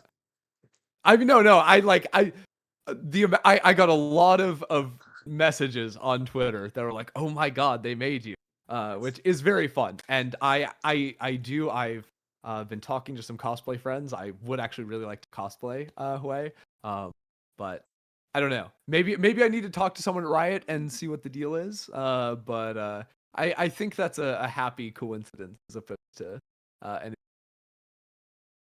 It's because it's literally like when I first saw it, when I first saw Hwei get presented as the new champion, I was like, okay, that's Ender. Okay, I see that now. You know, it's just there's no way. There's no there should there's no coincidence, right, when it comes to doing comparing yourself and the champion. You know, that's kind of how I see it. Maybe. Well, I'll ask someone. I'll try to find out because I don't know. People have gotten Easter eggs in games like the penguin from Valorant. You know the penguins that are hopping Mhm. around. He's called Dan the Penguin. That's because actually one of my good friends on the playtest team when I was there, he also made the switch to Valorant. His name is Dan, and his IGN is Penguin. So Dan the Penguin made it into Valorant. Maybe I'm Hwei. I don't know. Well, maybe not. Maybe you actually are Hui, and it's just kind of Riot's roundabout way of just honoring you and just putting in your likeness into the game. Quite a massive mile they have undertaken, but it's such is the way of League of Legends and stuff like that. Um, Now going into Teddy Tactics now, you know, your first foray into coaching in Valorant. How like how did that even happen? Because you went from caster talent to now becoming a coach. And so when did that start materializing for you to coach a team such as that? So I'd coaching had been one of the things that I entertained when I was basically giving up on my dreams of being a pro League of Legends player. I was like, okay, I can be what a coach, an analyst, or master. And I tried all of it. I did some like individual coaching mostly, never really with it. Um, but then so that was always an idea because I just wanted to. I love competing. Um, but then basically what happened was earlier this year, my sister's Valorant team had been competing, and uh, their their head coach at the time, who's still with the team, just in a more like reduced capacity, because frankly, he just frankly didn't have the time. Um, my sister asked me, "Hey, can you start doing like VOD review notes for the team?" Um, so like, oh yeah, sure. So I started like watching VODs and putting together notepads, which is like already basically what I would do as a caster prepping for a game. Just like a little bit more critically, hey, what can we improve? And uh, the team thought it was very helpful. And then there one tournament, I think, where the coach couldn't make it. So then I hopped in the coach slot and literally didn't know I didn't know how to call a timeout. Um, like is it slash timeout? Do I press the timeout button? Like I didn't know any of the rules, Mhm. which was just very funny. But I did that, and I don't know. I was just like trying random things. I had no actual experience. I still don't know what Valorant coaches are actually doing in the booth. But I wish I had my notebook with me. I could show you. What I was doing when we were on attack is I would just have a notebook and I would have like 4 lines, like 5 columns, And for Haven example, I would have one titled C, one titled Garage, one B, one A short, one A long. And I was just tracking where the enemy was showing at the start of every round, or what their default utility was at the start of each round. So I'd have like a lowercase t for Killjoy turret, a star for a Sovadar, like those sorts of things. Um, just to track their default and then see if I could read like, oh, on eco rounds, they're like switching it up. So I don't know. Maybe coaches do that. I feel like they should, or maybe they can just keep it all in their brain. But I was just experimenting, trying random. And then after that, they, oh, that was really helpful. Will you do GC2 with us as well? So I basically was like actually coaching at that point for GC2. It was still tough because they were based in America and I'm based in Berlin, so I really could not be a full-time. I was probably making 30% scrims at the start, and then like VOD review noting the missing. So I did GC2, a bunch of Sakura Cups, and 3. And now we've like had our first full week since I've been back, like doing like 5-6 hour days. So I'm like very much in the grind prepping for GC1 that is very close around the corner, less than a month away from. Did you look for any like advice slash counsel from like other coaches within GC or maybe outside of that for you in trying to figure out exactly how does this coaching role exactly work for people within the GC landscape? Yeah, I've spoken to a lot of people, but like very casual. I don't go to people and be like, "What's your method?" like this sort of thing. But no, I've definitely like Potter, GC champs. I've spoken with a bunch of people in EMEA and whatnot. Um, but I don't know. I feel like what the team needs more than anything is just another set of cool eyes. Like the is good on the team, so I don't think it's so hard for me. I think the work I'm doing is very much like gameplay analyst and then coaching well, opposed, I don't know, in the motivational, because everyone wants to work hard. Like they're so good on all the basic things. So I which is great for me too, because what I want to focus on is the game. And honestly, because me and my sister literally watched so much Valorant together, like we played together for forever. Like even when I was living in Europe, the first year and a half, we were still duo queuing on 80 ping, um, or more than that, 100 for me. And just playing the game, talking about the game. When I was prepping for an event, we would watch VODs together. So we have very much a hive mind. So it is very common for me to call a timeout. And if you don't know, the players get to vote on a timeout like they vote on a surrender. So it'd be very common for me to call a timeout and then my sister to say no, to decline the timeout. And then she would say exactly what I was thinking. Perfect. Saved a timeout. That's awesome. And just so people would understand exactly who your sister is, so what's her gamer tag? Aria. Aria, ARIA. yes. Yeah, for Teddy Tech. Yes, And yes. GC1 is R. GC1 2024. Not any. You don't have any more chances for 2023 because like we're literally like Yeah. nine hours to the end of the year. But Unfortunately, our peak, we blew a 9-0 lead versus FlyQuest Red, which was very sad. And then I had to see Athena at GC Champs after we'd lost to her like that. It was and tough. yeah, and yeah, like going into GC North America for 2023 this year. You know, as you said, you guys competed in Series 2 and Series 3, with you contributing on the coaching side, and so many people have been saying like their own thoughts as to how they fared and what went wrong for that team, and either collective or individual wise. But for you, how did you view the team's performance in GC 2 and 3, taking on the rest of North America and just having to try to coach outside of the region from Europe? Yeah. So honestly, speaking about GC2 is a little bit more difficult. Just 'cause I really with to it. So primarily in GC3, uh, we were going through a bit of a roster overhaul. So after GC2, our duelist player were with us, so we actually switched our flashes player to duelist, which was a great move because our flashes player was actually like a primary duelist player before joining the team. And she was so good in trials that we're like, hey, can you learn to play flashes for? Um, which she worked really hard on, but uh she was not like shooting in the way that she was when she just switched back over to not having to think about like playing like supportive stuff.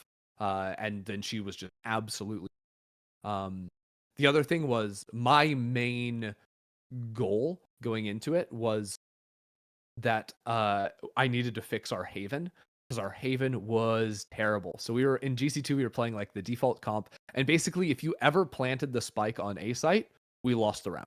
Retaking A was impossible. We could not do anything about it. So the first thing I did was say we're gonna play the loud comp, which is the double smokes Harbor Viper. For Mhm. no, and the strength of that comp is its retakes on defense. Because again, if you don't know, basically what Viper does is Viper will throw a lineup start of round orb that lands between default on A and A. So it creates this giant circle that blocks off that puts a giant smoke in the middle of the site. And then the Viper wall will kind of go from back plat on C out to garage. Uh, and both of those smokes, what it basically gives you is the ability to run all of your players out from CT onto the site while blocking off all the important. Um, and also with Harbor Wall, you can throw push walls to, if you're retaking A, for example, block off hell. So you can just wrap around. So that was the first idea. Basically, hey, we're gonna play this, and it's gonna solve our retakes. And then we also learned that our players, primarily Ash, who is no longer playing for the but she had not been getting put in aggressive positions to work previously on Haven. Um, and I said, okay, go nuts. Like, lurk as much as you.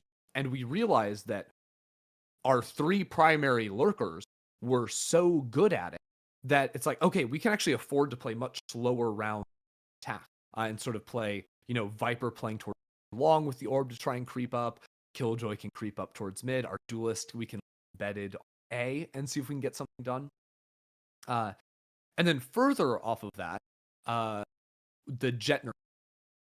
And I think we overreacted to the jet nerfs. I think my team overreacted to jet nerfs.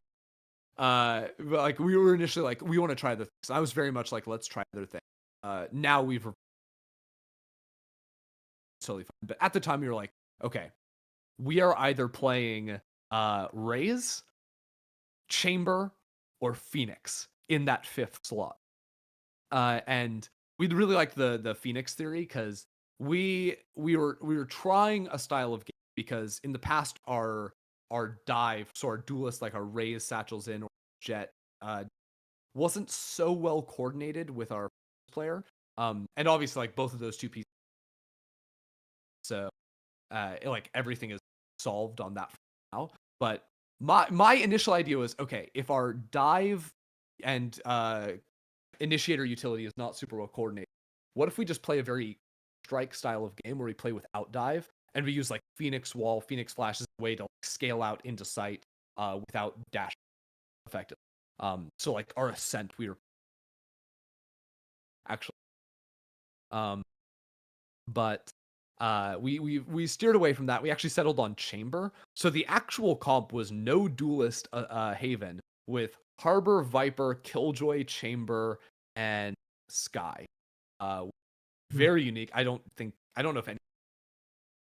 Um, and it was really good. Like our chamber player was farming. The chamber tripwire made the enemy team's attack miserable because when you have to break a chamber trip that fully stops lurks on A, as well as Killjoy utility in mid garage, defense is just lights. And then we have the best in slot. So like all of that was very good. And also on attack, we could afford to play without dive because we were playing so slow and our lurkers were so successful. So that worked very well for us. Unfortunately, I think that exposed us a little bit. We adapted a little bit slow. We literally were up to a 9-0 lead and then couldn't out on attack. We really, okay, maybe dive, we go back. But I think that was a big thing. But honestly, the hardest thing about competing in game changers is just the stamina it requires. You play very long days. There's often like there'll be buy rounds, so you'll be waiting for an hour next. I think that because team a lot of our school or job, we were not practicing very days. So whenever that buy round would come in, or whenever your fifth map of the day would hit, we just and that was tough to over because it wasn't. So going forward, that's why like me back here effectively, we are a lot more long or like do server time, 2 scrim blocks, then do a 1 hour break to simulate dead time on the day, and then do 2 more scrims. The way I'm Yeah, because it really was a difficult obstacle for many teams to overcome when it comes to trying to qualify into the main event for NAGC. Because like, say for the very good teams, if they are able to do their business, then they could just play like 2 matches at a time a day, and then like 1 day in between, and then they'll just be qualified for literally, but for like literally the rest of the pack, it's sometimes 3 matches in a day, 2 matches back to back, and it does, as you said, it requires a lot of stamina and a lot of energy to maintain your focus while also remaining as cohesive as a unit as one can be in order to be a good team and qualify for main event. And and yeah, like comparing now from what you guys have been able to learn at the end of this year and also for next year, what do you feel was the biggest attribute that was addressed, that has to be addressed, in order for the team to surpass their previous mark and just being more in contention in subsequent events? I think that communication, other big has to improve pretty much. It was funny. I was talking with Potter about and like because she was describing I think some kind of scrim, or maybe I was telling. She said that's funny because I literally was dealing with. I had the same conversation this year with. Wow. Okay. Because comms just like so often gets overlooked, and there's not like a perfect science to it either. But in terms of knowing like how much is too much to communicate, like my biggest pet peeves are like whenever someone doubles a. So if you ever say they're coming B, why do you say it twice? Eating up time that someone else could be saying like calm. When people go over like an energy level of 7, that bothers me, especially in a mid round, because then everyone's like fighting for space. It gets the blood flowing a little bit. Damage callouts if anyone dies and says, "Oh, I hit him 140," useless information unless it's like critical in. So was doing a lot of stuff like that, or like how do you swing? Do you down 3, 2, 1, go? That takes long, so we started a system where the first person that swings tick, second person says tack, initiate. Mhm. So it's much quicker. Both players have to that they, and it's up to the second person to call off the play or commit. So yeah, basically I was introducing a lot of ideas like that of how we, especially when they have the enough time, whether away from school or work or whatever, to get in the hours of practice that they need. They're absolute, some absolute demon team. Yeah, and going in, I know that there was a tweet looking at the team's makeup, and I think they were looking for a duelist. Then would it be fair to say that do you guys have the team also ready to go for 2024 NEGC? Because there's literally like less than 1 month away from the start of open qualifying and stuff like that. Yeah. I think so many orgs were taken by surprise with how early GC1 coming. We were too. It's kind of hurt, I think, for a lot of. So at the start of this week, we actually settled locked fifth player. So her Pickle, she's going to be playing Sentinel for us. So she is very excellent shot. Started seeing some of her lurk potential. Oh yes, very cool. So yeah, I think basically coordinating her into the rest of is priority one. But also we're trying to flush out or like really overhaul 2 new maps. So the good news is because like everyone has like off time now, everyone break, we grind, and so I think we're going to be very going into. Right, right. And going a little bit into the rest of the team, what are they like? Because so far, as much as I cover NAGC. I only know exactly what positions they play in and exactly what are the stats that they put Yeah, up in GC because like I'm literally the guy that just puts in screenshots of the rankings and stuff like that. It's kind of to generate quite a little bit of attention in NAGC, but I digress sure. from that. Exactly what are the other players like that make up the team? Yeah, so Kennedy is our duelist player. And she is so she's the former Flashes player that switched over to Duelist, and literally we nonstop like it's a running joke where it's like, why did we ever have you on Flashes with like you're so good on Duelist? Trolling makes absolute that we were doing that. But she was the chamber for us. Now plays like fairly Rays. Really really solid. It's just it's very nice to see her leash, whether with op and diving site.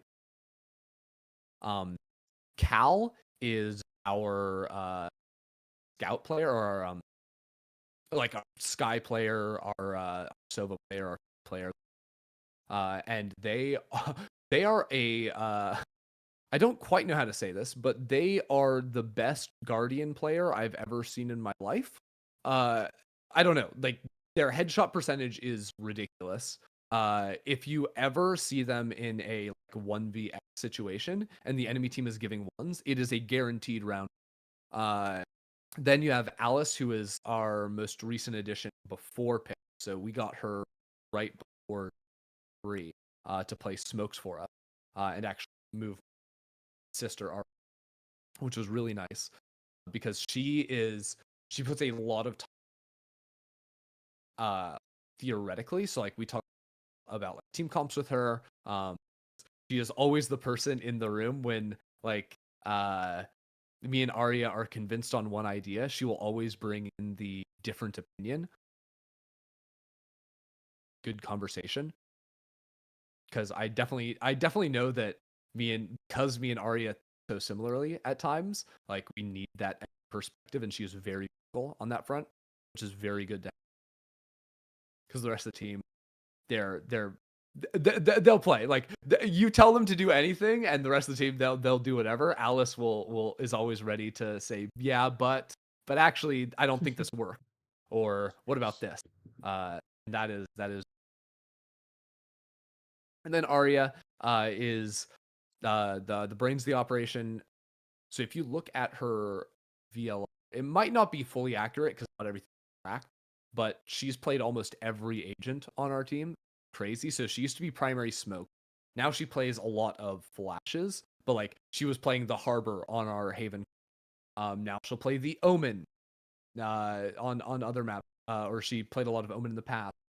She'll play Breach, KO, Gecko. Was playing Phoenix in all of our Phoenix comp IDs. We had Kennedy on the chamber because we wanted Kennedy to be the main opper, and then Arya was on was on Phoenix. But then on our old split, Ari was on Chamber because we wanted Kennedy playing the dive agent with the satchels on Rays, and she was owning with the operator. So she is just the most plug and play player you can possibly get in terms of agents. Which would you say that being a coach for an actual team is harder than working talent? It can be. I think that coaching can be very easy if you are not trying. I think coaching can be very difficult if you are trying. But it's also I myself have a hard time judging um because in terms of like your prep during the week, like how do you scrim block, like how much say, like I've sort of started talking less and less during scrims unless I really want to pause and have a conversation, and do a lot more VOD review. Like hey, let's go back and look at these rounds or these things that are well or early, etc. Or let's go watch like, professional VOD, get inspiration. So I don't know. I think that for me, it's been challenging just because it's not a muscle that I built, whereas is a muscle I've built. But it's also just it's less intense overall because it really is like when it's attorney day, you can't really do all that much. Like I'll be frantically taking notes and then I'll take my time. But if the other team takes timeouts, like there's none left, like you're just sitting there and wait. Like maybe there's an OT that might happen, and you'll get a chance to talk again.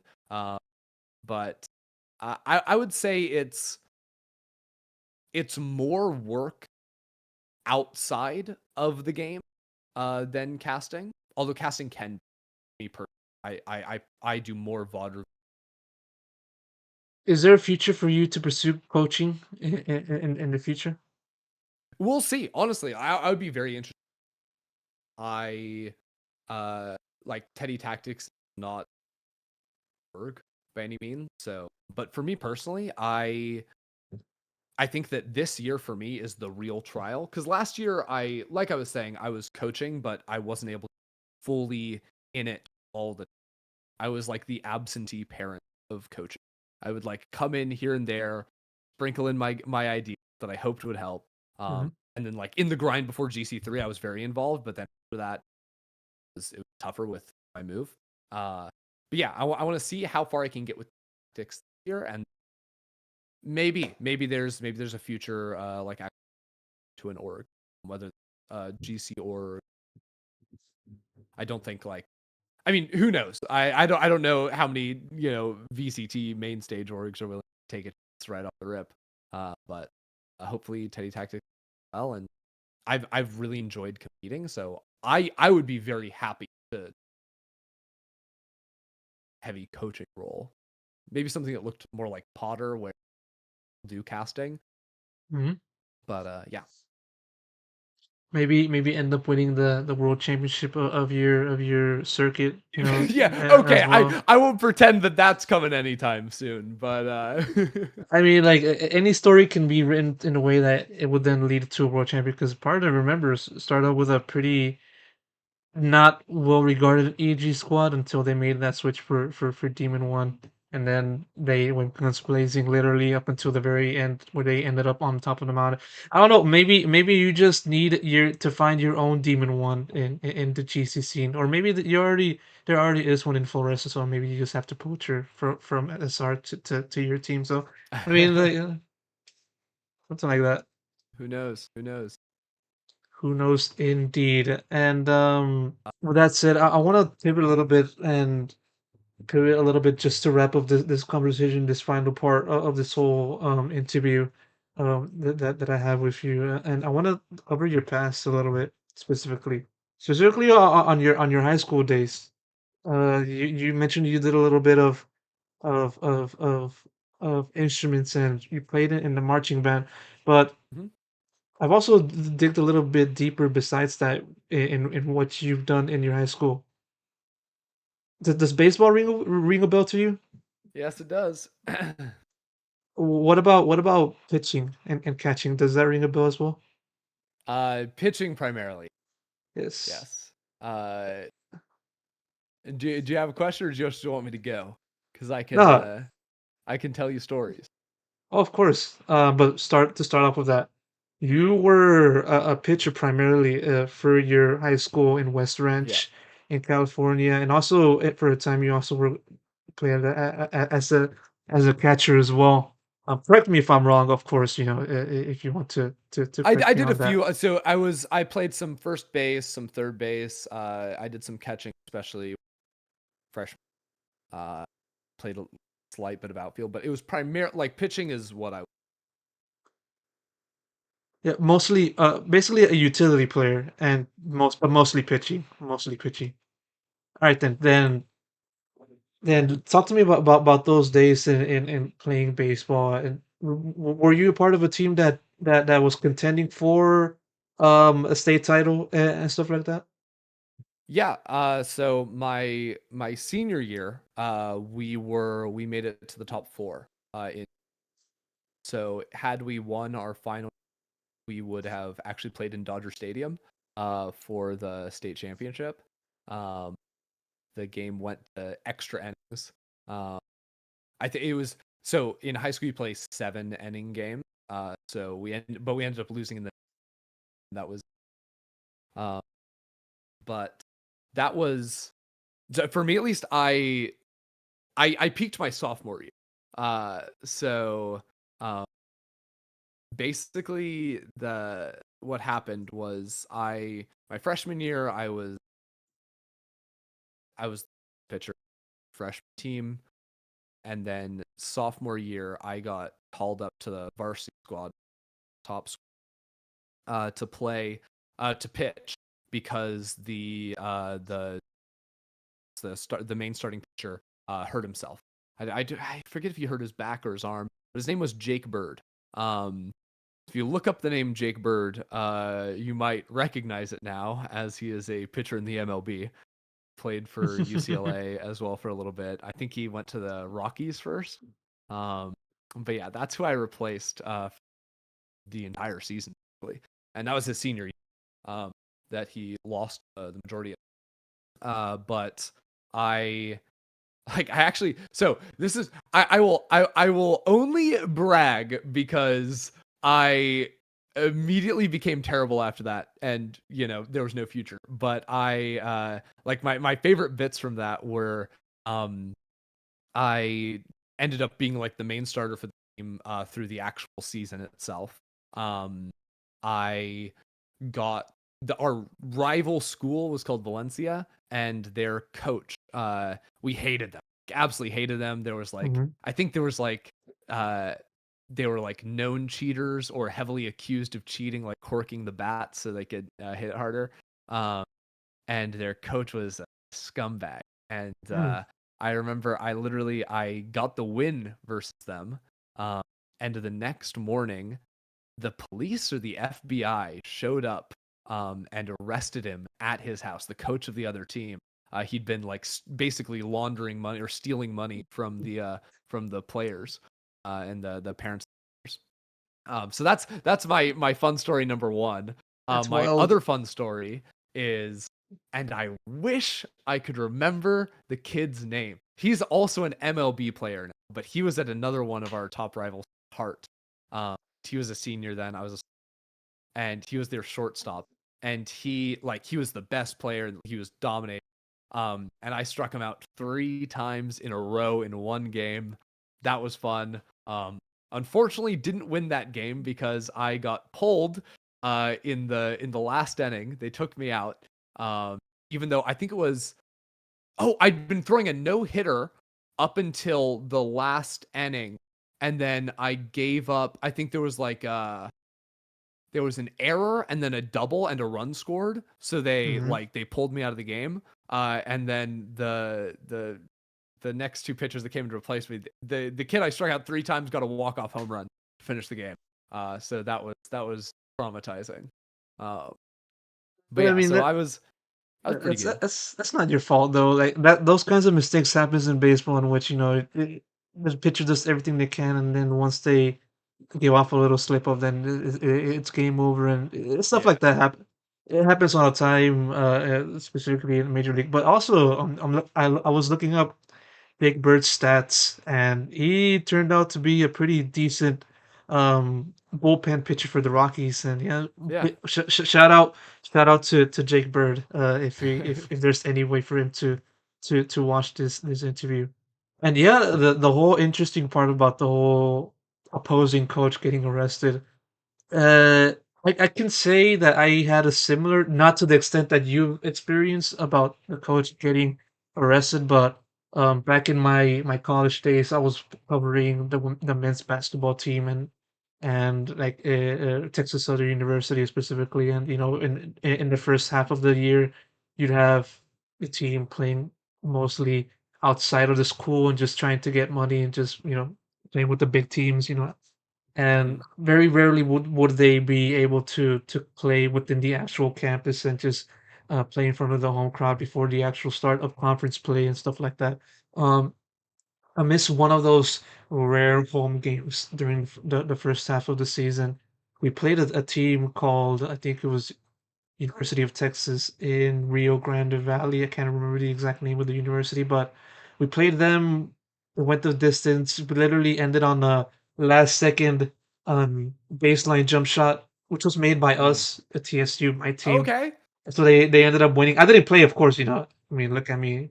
Never really was one to play basketball, but You never I did know. cover the game, and I did write, a quick recap about it and the coach and stuff like that. It was a very close game. I still remember that.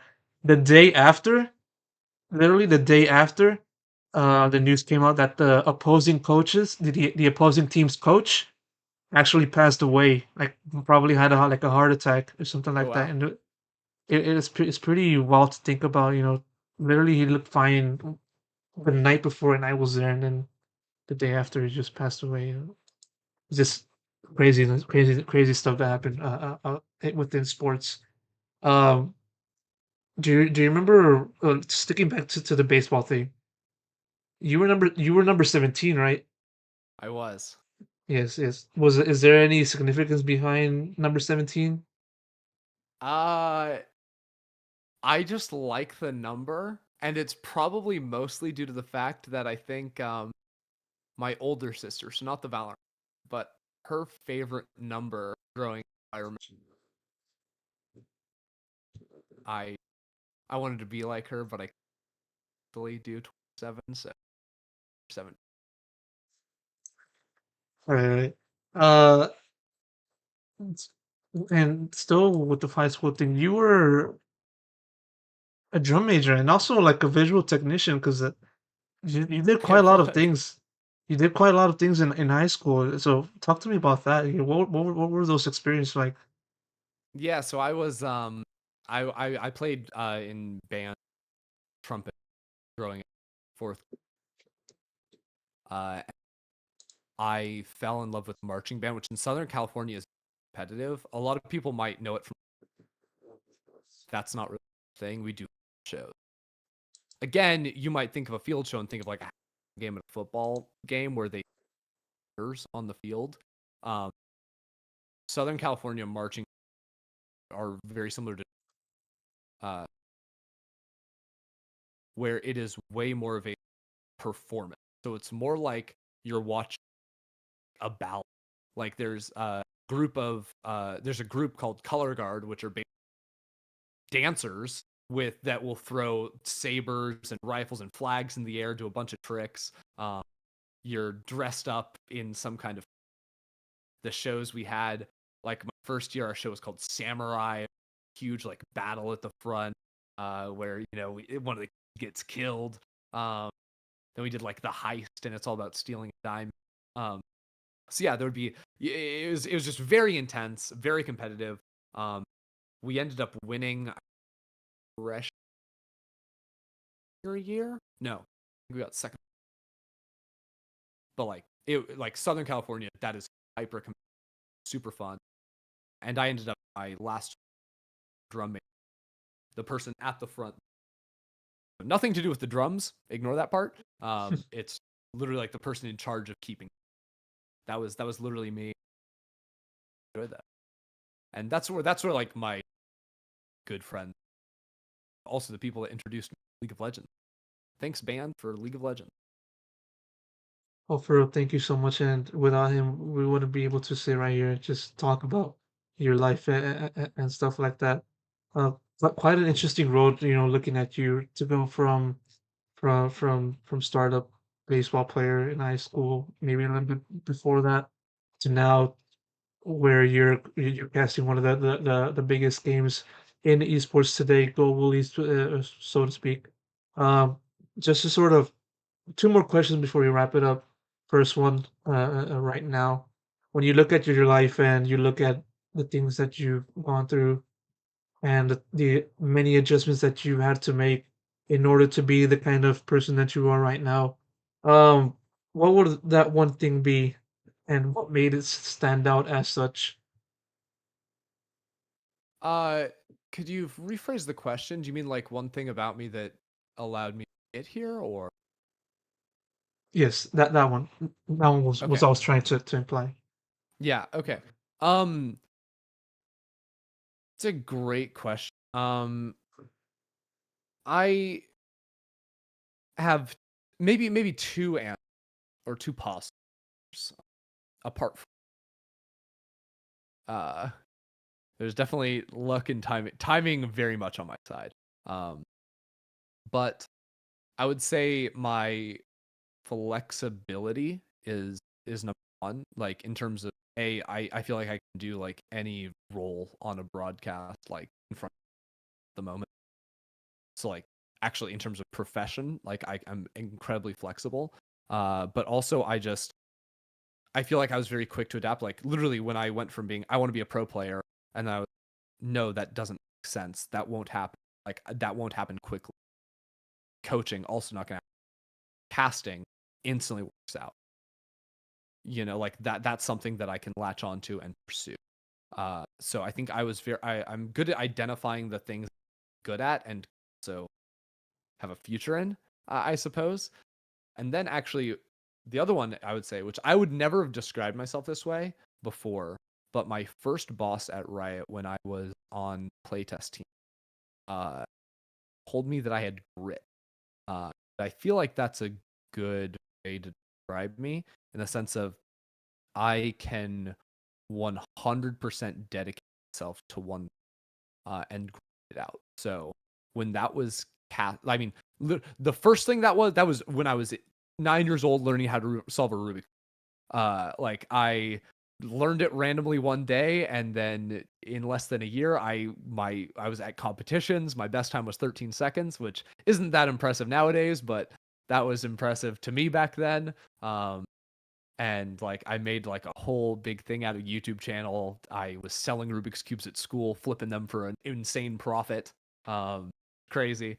Uh, and then it was kind of Skyrim modding, League of Legends, cast, and with casting, even while I was working at Riot, I would finish up work, go book out a conference, cast Legends for more hours.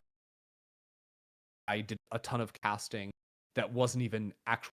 So this is not. It's not even unpaid work. It was not even a term. It was just like, hey, Magical Voice was my original, who has such great work through, but he was my OG casting partner and was down to work with. So we would just spend hours every day casting over LCK, LCS, EULCS, VOD, and getting nothing in return, getting no exposure, no eyeballs, no nothing, just literally working on the craft. And then it was literally just the timing of ULCS looking for a color cast and me uploading one of those VODs of a random LCK game that me and Magical Voice cast over. Um, and and me also being at Riot made it very easy for them. Hey, come over here. We'll try you out. All of those things for me. I was able to ride the wave, I guess, until I got here.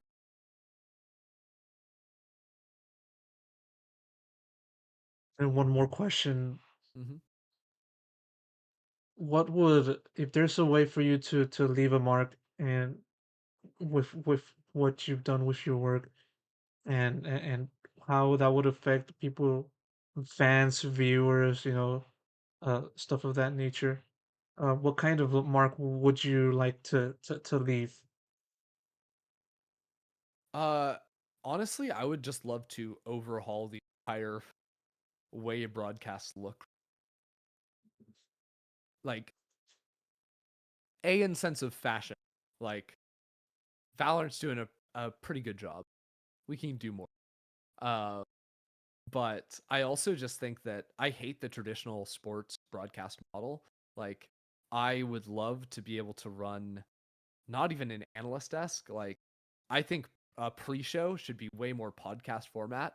Like, I don't know. I feel like everything is very highly produced. Everything looks very polished. But I think one of the things people love about co-streams is that it is less polished, less perfectly timed, and more than anything, it is just it's genuine.